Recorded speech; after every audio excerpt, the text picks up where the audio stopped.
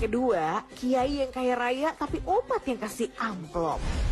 Bukan hanya santri usia anak-anak, yang udah bapak-bapak pun ketemu kiainya masih ngesot untuk mencium tangan. Dan yang mencengangkan, ternyata yang ngesot itulah yang kasih amplop. Netizen pun curiga nih bahwa bisa jadi inilah sebabnya sebagian kiai makin kaya raya.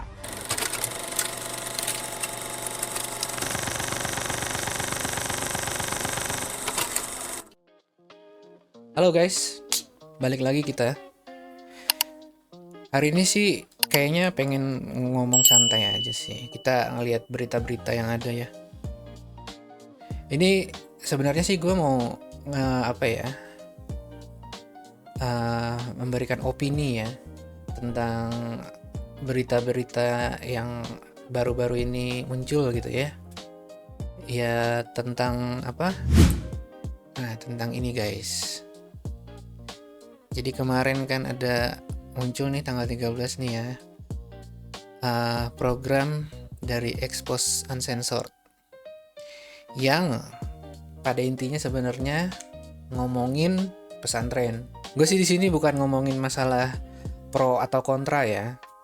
Gue di sini cuma mau ngomong masalah opini gue aja. Karena kebetulan gue pernah di pesantren. Jadi ya gue mau ngasih opini gue aja tentang masalah ini. Nanti mungkin kita akan cari-cari tahu juga lah ya untuk info-info gimana kehidupan pesantren, gimana pandangan tentang hal ini ya, tentang yang berita ini. Terus gue sebagai orang yang pernah di pondok pesantren gitu kan, gue mau cerita sedikit aja sih istilahnya buat ya gambaran lah ya yang gue tahu ya. Nggak semua orang mungkin ceritanya kayak gue. Jadi masing-masing ada ceritanya, masing-masing pesantren pun ada cara-caranya gitu ya. Nah ini gue mau bacain dulu aja nih. Jadi gue ngambil dari nih NU Online, Gaya Hidup Pesantren, udah lama sih ya. Ini sebagai dari sudut pandang orang yang di pesantren secara umum gitu ya. Jadi pesantren ini identik dengan pola hidup sederhana. Kesederhanaan para santri pondok pesantren tercermin dari bagaimana cara mereka dalam memenuhi kebutuhan sehari-hari seperti dalam makan, berpakaian, tempat tidur, dan lain sebagainya. Gaya hidup sederhana ala santri dalam pengertian sebagai sebuah pola hidup yang tidak berlebihan, melainkan hidup sesuai dengan standar kebutuhan sehari-hari. Nah, terus kita akan coba cari ya pesantren artinya. Pesantren adalah sebuah lembaga pendidikan Islam yang para siswanya tinggal bersama dan belajar di bawah bimbingan guru yang lebih dikenal dengan sebutan kiai dan punya asrama untuk tempat menginap santri. Santri tersebut berada dalam kompleks yang juga menyediakan masjid untuk beribadah, ruang untuk belajar, dan kegiatan keagamaan lainnya.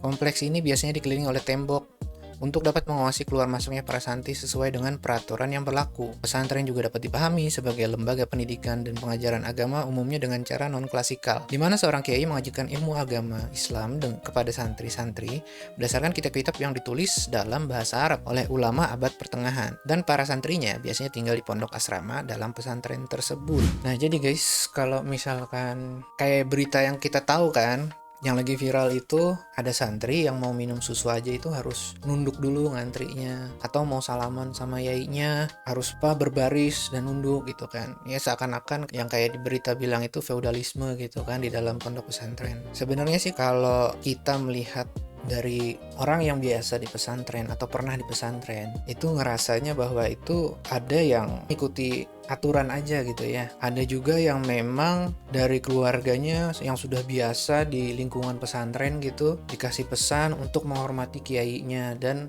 jangan bandel lah istilahnya di pesantren. Jadi ya ngikutin aja aturan-aturan yang ada gitu ya. Dan ada juga yang berpikir ya namanya kita udah jauh gitu ya dari keluarga gitu ya. Karena kan di pesantren kan ya mungkin ada pesantren yang orang-orangnya di dekat-dekat daerahnya juga gitu. Ada yang satu daerah misalkan di mana gitu ya, dan orang tuanya nggak jauh dari sana gitu. Cuman tetap biasanya peraturan di pesantren itu memang kita itu akan dipisahkan gitu loh dari dunia luar, agar kita tuh lebih fokus untuk menuntut ilmu di dalam gitu kan. Nah kalau gue dulu di pesantren, gue tuh di daerah Indramayu. Ya cari aja pesantren di Indramayu di Google, cari aja pasti langsung muncul apa. Nah di situ itu memang kompleknya sangat luas sekali gitu ya. Dan di komplek itu memang dibatasin pagar-pagar gitu. Menurut gua di sana itu ya memang, menurut gua ya, opini gua ya, kalau banyak kan istilahnya sempat viral juga dulu ya, ajarannya beginilah, ajarannya begitulah. Mungkin saat itu umur gua masih ya namanya bocah SMP ya, tahun 2005-an ya, gue masuk di sana. Gue nggak terlalu mikirin tuh istilahnya kayak yang bener itu dalam agama kayak gimana. Terus harus ngikutin syariat-syariat agama yang kayak gimana, itu gue belum terlalu mikir ke arah sana. Jadi yang gue tahu, gue saat masuk ikutin aja kayak sekolah aja gitu kan. Cuman bedanya ya karena memang itu jauh dari orang tua aja gitu kan. Jadi kita harus survive sendiri di sana. Nah, selama gue di sana, gue nggak ada yang ngerasa ada yang salah-salah gitu ajarannya ya. Karena sepengetahuan gue ya, gue sebagai orang Islam gitu disuruh sholat, disuruh ngaji, dan tambahannya kalau di pesantren kan katanya belajar agama Islamnya lebih kuat gitu kan, ya ditambah mungkin dengan ngafal-ngafal Al-Quran, terus belajar yang baru-baru entah hadis-hadis sejarah Islam dan lain-lain kan. Nah tapi di luar itu ya kayak biasa aja gitu, kayak nggak ada yang aneh-aneh lah gitu kan. Nah untuk gimana gue ngejalaninnya di dalam, gue belajar seperti, menurut gue seperti sekolah-sekolah biasa. Itu di pesantren gue ya, gue belajar seperti di sekolah-sekolah pada umumnya gitu. Belajar IPA, belajar IPS, belajar biologi, belajar matematika gitu. Karena memang di pesantren itu ada pesantren yang memang dikhususkan untuk mempelajari agama gitu ya, yang benar-benar belajar bahasa Arab, nahwu, sorof, segala, belajar Al-Quran, hadis. Untuk kehidupannya kayak kita misalkan, hormat dengan kiai itu adalah sebuah kewajiban. Dalam arti, kalau kita memandangnya itu adalah sebuah paksaan dan lain-lain, ya seakan-akan kita terpaksa dan lain-lain gitu. Dan jujur gue saat itu dengan yang lebih tua, karena gue masih SMP ya, yang jelas sih awal itu perasaan yang gue rasain itu ya bukan hormat atau apa gitu kan. Tapi ya karena memang gue anak kecil ya takut dengan orang dewasa, dengan kondisi yang memang tidak ada orang tua gitu kan. Jadi dalam pikiran saat itu gue nggak ada orang tua. Ustadz, guru, dan pemimpin-pemimpinnya ya otomatis kan menjadi orang tua kita di sana gitu ya. Jadi diawali dengan rasa takut nih kalau misalkan kita ngelakuin kesalahan kita bakalan diapain gitu kan. Tapi seiring berjalannya waktu itu bukan jadi kayak hal yang ditakutkan gitu loh. Jadi memang kayak kegiatan sehari-hari aja. Yang awalnya misalkan itu ya memang ketemu, sama lah kayak kita ketemu, kalau misalkan memang kita tahu kan ya, kalau kita ketemu sama orang tua, orang yang lebih tua gitu, pasti kita akan ada rasa di dalam dada kita ya kita harus menghormatin gitu kan. Terus ketemu dengan orang yang baru, kita kan pasti akan bersikap baik gitu. Nah itu otomatis aja gitu. Dan gue ngejalanin contoh ya misalkan cuman sih kalau misalkan yang di pesantren gue itu ya nggak yang kayak jongkok-jongkok atau apa gitu sih, nggak ada ya. Tapi kita tetap harus diajarkan hormat gitu kepada ustadz atau guru lah di sana ya, ustadz, ustazah dan lain-lain. Kalau misalkan kita melihatnya dari sudut pandang orang yang nggak tahu dan nggak pernah ada di pondok pesantren gitu ya, pasti kita akan melihat itu kok begitu banget gitu. Tapi mungkin aja orang yang di pesantren itu nganggapnya itu hal-hal lucu-lucuan aja buat mereka gitu, karena mereka udah biasa gitu kan, hal-hal lucu-lucuan. Dia nanti ngomong sama temennya, bentar lu nunduk lagi lo sama kiai ini lo, di belakang kayak ngomongin misalkan kan sama teman-teman biasa lah. Tapi mereka tetap di hadapan itu ya kelihatannya kayak gitu, yang kayak di video-videonya itu gitu kan. Nah itu bisa jadi terlihatnya seakan-akan mereka kayak disuruh-suruh yang sampai sebegitunya gitu. Padahal mereka itu misalkan lagi habis entah ngomongin misalkan gue dapat susu apa nih hari ini nih, gue dapat apa nih gini hari ini nih. Kayak itu tuh kayak mereka ngelakuin hal itu tuh udah nggak dipikirin lagi gitu kan. Cuman memang kita yang nggak tahu gimana kehidupan di pesantren mungkin merasanya kok begitu banget gitu kan. Ya gue sebagai orang Islam gitu ya, hal untuk menghormati ulama, menghormati kiai atau menghormati para pemimpin, itu kita harus tetap memperlihatkan bagaimana kita tuh membutuhkan sebuah ilmu gitu loh. Gak usah jauh-jauh deh, kita sama pimpinan di tempat kerja kita lah ya. Kalau misalkan itu kan kita pasti ya terlihat, ya mau nggak mau kita harus sedikit menurunkan posisi kita gitu kan. Walaupun kita nggak yang sampai nunduk-nunduk dan lain-lain, enggak. Tapi kita kan merasa bahwa mereka memang bos kita gitu. Jadi kita harus sedikit menghormati. Nah sama, kalau misalkan gue ke pemimpin, guru, dan ulama, ya gue sangat menghormati. Karena di situ ya, guru itu sebenarnya nggak membutuhkan kita gitu loh. Kalau guru yang sebenarnya ya, guru itu tidak membutuhkan kita, tapi kita yang butuh belajar dengan guru gitu.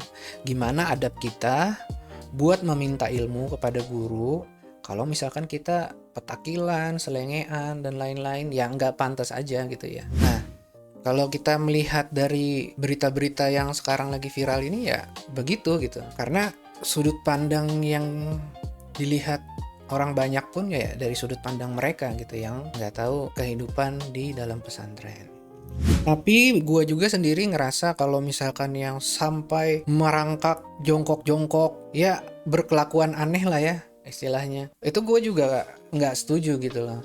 Karena bagaimana kita mendidik murid, atau misalkan kita mendidik siswa lah gitu ya, atau misalkan yang lebih muda gitu, sebenarnya bisa dengan cara yang lebih bagus, walaupun tetap yang namanya disiplin itu harus tetap ditegakkan. Karena pembentukan karakter seseorang itu memang ya harus dilakukan dengan disiplin gitu loh. Kalau misalkan kita membentuk seseorang aja kita tidak terapkan kedisiplinan, ya gimana mereka mau menghormati gitu kan. Ya intinya ada banyak cara untuk kita menghormati yang lebih tua, dan bagi para guru dan pendidik ada banyak cara juga untuk mendidik siswanya, mendidik santri-santrinya. Dengan cara misalkan banyak kok guru-guru yang istilahnya menumbuhkan kedisiplinan pada murid-muridnya dengan cara misalkan berbaur lah istilahnya dengan mereka gitu loh. Nggak harus yang kita itu harus guru harus di atas, terus murid harus di bawah gitu. Nggak harus yang kayak gitu sih. Kalau kita menggunakan cara yang seperti itu, di situ malah menumbuhkan rasa ketakutan gitu loh. Kadang ya, menumbuhkan rasa ketakutan bahwa guru itu dihormati karena ditakuti gitu. Iya sebenarnya masing-masing ya, bagaimana cara kita mengajari seseorang, bagaimana kita menghormati seseorang, itu masing-masing. Tapi kalau menurut opini gue, banyak cara untuk kita berinteraksi atau bertukar ilmu itu antara murid dan guru itu dengan cara yang lebih baik gitu. Gue nggak setuju sih kalau memang yang kayak sampai jongkok, ngesot gitu untuk meminta sesuatu untuk bersalaman. Sebenarnya itu nggak perlu. Karena Rasulullah juga kan ada hadisnya bahwa jangan disuruh membungkuk gitu.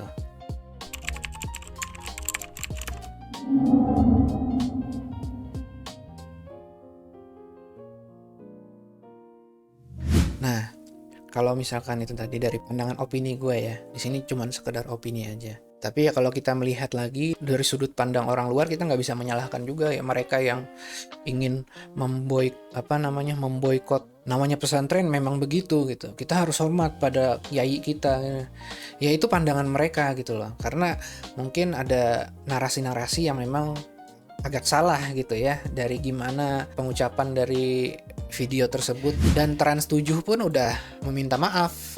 Nah, ini dia udah meminta maaf nih. Permohonan maaf yang sebesar-besarnya. Ini juga. Assalamualaikum warahmatullahi wabarakatuh. Terkait dengan penayangan salah satu program Trans 7 pada hari Senin tanggal 13 Oktober 2025, kami menyampaikan permohonan maaf sebesar-besarnya, dan Trans 7 telah menjatuhkan sanksi pemutusan kerjasama kepada rumah produksi yang membuat tayangan tersebut. Nah, jadi ya memang mungkin ada narasi yang membuat orang jadi nggak suka gitu ya. Orang-orang yang biasa di pesantren merasa kok ini kayak gini gitu kata-katanya yang keluar gitu kan dari pengucapan di videonya. Nah, tapi orang yang nggak tahu kehidupan pesantren pasti mikir ya wajar lah orang kayak gitu banget gitu kan. Masa untuk salaman aja kayak gitu dan lain-lain. Ya kita nggak bisa nyalahin dua-duanya gitu. Semua orang punya sudut pandangnya masing-masing. Dan sekarang gue mau cerita aja gimana opini gue saat itu gitu kan. Gue merasa waktu di pesantren ya enjoy aja sih. Gue 3 tahun di pesantren nggak ada yang merasa gimana-gimana gitu ya. Menjalanin seperti biasa aja. Pertemanan pastilah namanya bully dan lain-lain tuh ada. Itu di mana-mana juga banyak ya zaman sekarang ya. Ya sebenarnya nggak boleh sih apa yang berlebihan gitu loh. Kadang mungkin kalau zaman dulu karena sosial media pun nggak terlalu kayak sekarang banget gitu kan, jadi nggak terekspos, dan saat itu mau nggak mau ya harus menikmati aja gitu keadaan di sana. Cuman yang paling pasti sih, yang jelas gitu ya, menurut orang yang pernah di pesantren, hal-hal yang aneh-aneh seperti itu gitu loh. Aneh-aneh dalam arti ya gimana kehidupan kita aja di pesantren gitu kan. Itu tuh jadi cerita yang sampai sekarang tuh pasti ya keingat dan jadi pengalaman gitu. Jadi pengalaman kita juga. Gue jujur, kehidupan di pesantren itu salah satu yang membuat gue jadi sekarang ini gitu loh. Bagaimana gue bersosialisasi dengan orang-orang, bagaimana gue bisa mengetahui sifat-sifat orang yang baru dikenal dan lain-lain gitu kan. Itu gue juga belajar di sana gitu kan. Karena di saat itu kan gue sendiri, nggak ada orang tua, dan gue harus survive gitu kan.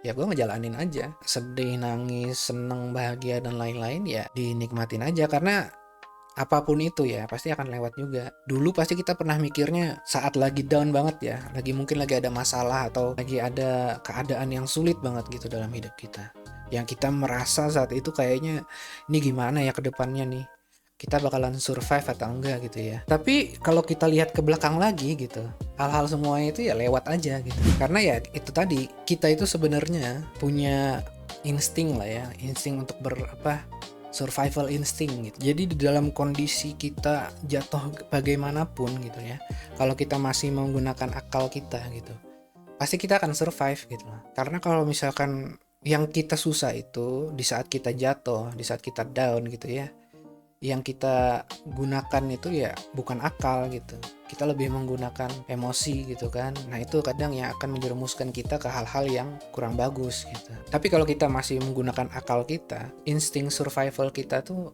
secara otomatis akan membuat kita bertahan gitu. Jadi dari berita ini sih sebenarnya kita bagusnya melihat dari macam-macam sudut pandang ya. Tapi ya namanya sosial media zaman sekarang ya, apa yang terlihat, dan di saat itu perasaan kita lagi entah campur aduk ya, ada yang lagi seneng, ada yang lagi sebel, ada yang memang lagi marah gitu. Mereka merespon ya sesuai dengan perasaannya. Netizen banyak dan nggak bisa semua orang harus kita sesuaikan sama yang kita pikirkan gitu. Jadi itulah kehidupan di zaman-zaman media sosial sekarang ini. Oke, mungkin segitu aja video kali ini. Ya, nanti kita akan bahas lagi lah, apapun itulah ya. Buat kali ini cuman respon opini aja ya. Kalau misalkan ada yang salah dari kata-kata gue, mohon dimaafkan. Jangan lupa di subscribe buat ngebantu channel ini buat lebih bertumbuh lagi. Terus komen pendapatmu atau opinimu bagaimana. Terus like videonya ya. Oke, segitu aja. Terima kasih sudah menonton. Sampai jumpa lagi. Bye-bye.